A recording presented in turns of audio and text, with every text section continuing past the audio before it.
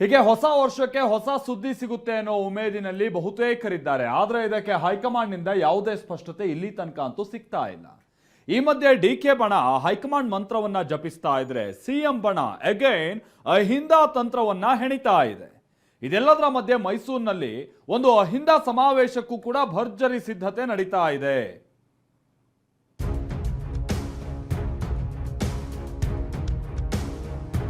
DK ಬಣದಿಂದ high command ಮಂತ್ರ, CM ಬಣದಿಂದ Ahinda ತಂತ್ರ.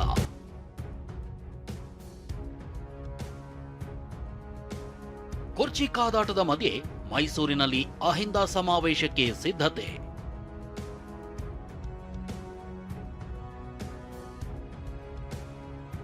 CM ಬದಲಾಯಿಸಿದ್ರೆ ಸಮಾವೇಶದ ಬದಲು ಹೋರಾಟ, ಅಹಿಂದ ಮುಖಂಡರ ಎಚ್ಚರಿಕೆ. ವ್ಯತಿರಿಕ್ತ ಬಂದ್ರೆ ಅದೇನಾಗ್ತದೆ, ಆಟೋಮೆಟಿಕ್ ಆಗಿ ಈ ಸಮುದಾಯಗಳು ಡಿಸ್ಟರ್ಬ್ ಆಗ್ತವೆ, ಹೋರಾಟ ಪ್ರಾರಂಭ ಆಗ್ತದೆ. ಅದರಲ್ಲೇನು ಎರಡು ಮಾತೇ ಇಲ್ಲ. ತಂತ್ರಕ್ಕೆ ಪ್ರತಿತಂತ್ರ, ಅಸ್ತ್ರಕ್ಕೆ ಪ್ರತ್ಯಸ್ತ್ರ. ಒಪ್ಪಂದ ಕೊಟ್ಟ ಮಾತಿನ ಬಾಣ ಬಿಟ್ಟು ಹೈಕಮಾಂಡ್ ಮಧ್ಯಪ್ರವೇಶಕ್ಕೆ ಡಿಕೆ ಬಣ ಪಟ್ಟು ಹಿಡಿದು ಕೂತಿದೆ. ಆದ್ರೆ ರಾಹುಲ್ ಗಾಂಧಿ ತೀರ್ಮಾನ ಮಾಡಬೇಕು ಅಂತಿರೋ ಸಿಎಂ ಸಿದ್ದರಾಮಯ್ಯ ಮತ್ತೊಂದು ದಾಳವನ್ನ ತಮ್ಮ ಬತ್ತಳಿಕೆಯಲ್ಲಿ ಇಟ್ಕೊಂಡಿದ್ದಾರೆ. ಅದುವೇ ಅಹಿಂದ. ಎಸ್, ಬೆಳಗಾವಿಯಲ್ಲಿ ಡಿನ್ನರ್ ಮೀಟಿಂಗ್ ನಡೆಸಿದ ಸಿಎಂಗೆ ಆಪ್ತ ಸಚಿವರು ಸಲಹೆ ನೀಡಿದ್ರು. ಮುಖ್ಯಮಂತ್ರಿ ಹುದ್ದೆ ಬಿಟ್ಕೊಡ್ಬೇಡಿ ಅಂದಿದ್ರು. ಇದರಿಂದ ಮತಗಳು ದೂರವಾಗ್ತವೆ. ಇದನ್ನೇ ಹೈಕಮಾಂಡ್ಗೆ ಮನವರಿಕೆ ಮಾಡಿ ಅಂದಿದ್ರು. ಪತ್ರ ಚಳವಳಿ ಮಾಡೋ ಬಗ್ಗೆನೂ ಚರ್ಚೆ ನಡೆಸಿದ್ರು. ಅದರಂತೆಯೇ ಸಿಎಂ ಆಪ್ತ ಬಣದ ನಾಯಕ ಕೆಎನ್ ರಾಜಣ್ಣ ರಾಹುಲ್ ಗಾಂಧಿಗೆ ಪತ್ರ ಬರೆದಿದ್ದಾರೆ. ಪತ್ರದಲ್ಲಿ ಸಿದ್ದರಾಮಯ್ಯರನ್ನ ಹಾಡಿ ಹೊಗಳಿದ್ದು ಅಹಿಂದ ಅಸ್ತ್ರ ಹೂಡಿದ್ದಾರೆ. ಅಹಿಂದ ನಾಯಕ ಸಿದ್ದರಾಮಯ್ಯನವರ ನೇತೃತ್ವದಲ್ಲಿ ಕಾಂಗ್ರೆಸ್ ಅಧಿಕಾರಕ್ಕೆ ಬಂದಿದೆ ಅನ್ನೋದನ್ನ ನೆನಪಿಸಿದ್ದಾರೆ. ಗೌರವಾನ್ವಿತ ರಾಹುಲ್ ಗಾಂಧಿ ಅವರೇ, 2013 ಮತ್ತು 2023ರಲ್ಲಿ ಅಹಿಂದ ನಾಯಕ ಸಿದ್ದರಾಮಯ್ಯ ಅವರ ನೇತೃತ್ವದಲ್ಲಿ ಕಾಂಗ್ರೆಸ್ ಅಧಿಕಾರಕ್ಕೆ ಬಂದಿದೆ. ಸಿದ್ದರಾಮಯ್ಯ ಅವರು ಎಲ್ಲ ಸಮುದಾಯಗಳ ಬಡವರು, ಶೋಷಿತರಿಗೆ ನ್ಯಾಯ ಒದಗಿಸಲು ವಿಶ್ರಾಂತಿ ಇಲ್ಲದೆ ಶ್ರಮಿಸಿದ್ದಾರೆ. ಇನ್ನು ರಾಜಣ್ಣ ರಾಹುಲ್ ಗಾಂಧಿ ಅವರಿಗೆ ಪತ್ರ ಬರೀತಿರೋದು ಇದೇ ಮೊದಲೇನಲ್ಲ.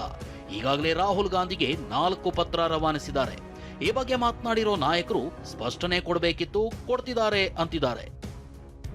ನಾವು ಕೂಡ ಹೇಳಿದ್ರಲ್ಲ, ಅವ್ರು ಡೆಲ್ಲಿಗೆ ಹೋಗಬೇಕು, ಹೈಕಮಾಂಡ್ ಭೇಟಿಯಾಗಿ ಮನವೊಲಿಕೆ ಮಾಡಬೇಕು, ನಿಮ್ಮ ಜಸ್ಟಿಫೈ ನಾವು ಕೂಡ ಒಂದು ತಕ್ಷಣ ಹೇಳಿದ್ವಿ. ಅದನ್ನ ಈಗ ಅವ್ರ ಪತ್ರ ಮುಖಾಂತರ ಮಾಡಿರ್ಬೋದು. ಅವರು ಅವರ ಪ್ರತಿಪಾದನೆಗಳು ಮಾಡ್ತಕ್ಕಂಥದ್ದು ಅವ್ರಿಗೆ ಸೇರಿದಂಥ ವಿಚಾರ. ಸೊ ಹಾಗಾಗಿ ಅದ್ರ ಬಗ್ಗೆ ನಾನು ಹೇಳಲಿಕ್ಕೆ ಸಾಧ್ಯ ಇಲ್ಲ. ರಾಜಣ್ಣ ಅವರು ಅವರ ಅನಿಸಿಕೆಗಳನ್ನ ಹೇಳಿದ್ದಾರೆ. ಪ್ರಜಾಪ್ರಭುತ್ವದೆಲ್ಲ ನಡೆಯುತ್ತೆ, ಫ್ರೀಡಮ್ ಆಫ್ ಸ್ಪೀಚ್. ವೋಟ್ ಚೋರಿ ಅದು ವಿಚಾರ ಬೇರೆ, BLA BLO ಮಾಡ್ತಕ್ಕಂಥದ್ದು ಆ ವಿಚಾರಗಳು ಬೇರೆ. ಅವ್ರು ಏನು ಪತ್ರದಲ್ಲಿ ಬರೆದಾರೆ ಅಂತ ನಾನು ನೋಡಿಲ್ಲ. ನೋಡಿದ ಮೇಲೆ ಅದ್ರ ಬಗ್ಗೆ ನಾನು ಟಿಪ್ಪಣಿ ಕೊಡ್ತೇನೆ. ಈ ನಡುವೆ ಹಾವು ಮುಂಗುಸಿ ಅಂತಿದ್ದ ಡಿಕೆ ಹಾಗೂ ರಾಜಣ್ಣ ಪರಸ್ಪರ ಭೇಟಿ ಮಾಡಿರೋದು ಕುತೂಹಲ ಮೂಡಿಸಿತ್ತು. ಈ ಭೇಟಿ ವೇಳೆಯೂ ರಾಜಣ್ಣ ಡಿಕೆ ಶಿವಕುಮಾರ್ಗೆ ಸ್ಪಷ್ಟ ಸಂದೇಶ ರವಾನಿಸಿದ್ದಾರೆ. ನಾನು ಈಗಲೂ ಸಿದ್ದರಾಮಯ್ಯ ಪರ, ನಿಲುವು ಬದಲಾಗಲ್ಲ ಅಂತ ಕಡ್ಡಿ ಮುರಿದಂತೆ ಹೇಳಿದ್ದಾರೆ. ಈ ಮೂಲಕ ಅಹಿಂದ ನಾಯಕರು ಸಿಎಂ ಪರ ಇದ್ದೀವಿ ಅನ್ನೋದನ್ನ ಪರೋಕ್ಷವಾಗಿ ಸಂದೇಶ ರವಾನಿಸಿದ್ದಾರೆ.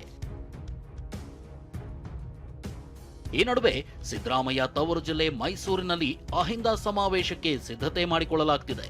ನಾಳೆ ಬೆಳಗ್ಗೆ 11:30ಕ್ಕೆ ಅಹಿಂದ ಸಮಾವೇಶದ ಪೂರ್ವಭಾವಿ ಸಭೆ ನಡೆಯಲಿದೆ.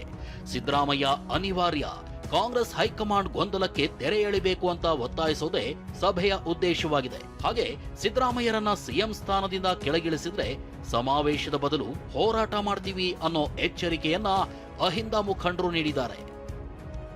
ಈಗ ಸಿದ್ದರಾಮಯ್ಯವ್ರನ್ನೇನಾದ್ರೂ ಹೈಕಮಾಂಡ್ ಏನಾದರೂ ಕೆಳಗಿಳಿಸುವಂತ ಪ್ರಯತ್ನ ಮಾಡಿದ್ರೆ ಸಹ ಕರ್ನಾಟಕ ರಾಜ್ಯದಲ್ಲಿ ವೋಟಿನ ಬ್ಯಾಂಕ್ ಅಲ್ಲೋಲ ಕಲ್ಲೋಲ ಛಿದ್ರ ಆಗ್ತದೆ.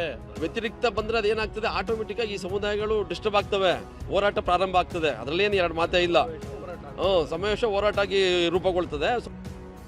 ಒಂದ್ ಕಡೆ ಅಹಿಂದ ಸಚಿವ ಶಾಸಕರ ಬಲ, ಮತ್ತೊಂದ್ ಕಡೆ ಸಮುದಾಯದ ಮುಖಂಡರು ಅಭಿಮಾನಿಗಳ ಬಲ ಸಿಎಂಗಿದೆ.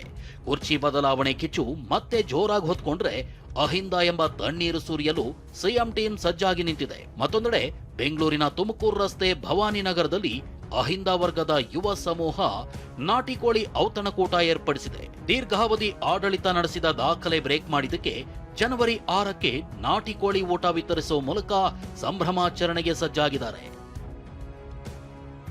ಮೈಸೂರಿನಿಂದ ರಾಮ್ ಜೊತೆ ಪ್ರಸನ್ನ, TV9 ಬೆಂಗಳೂರು.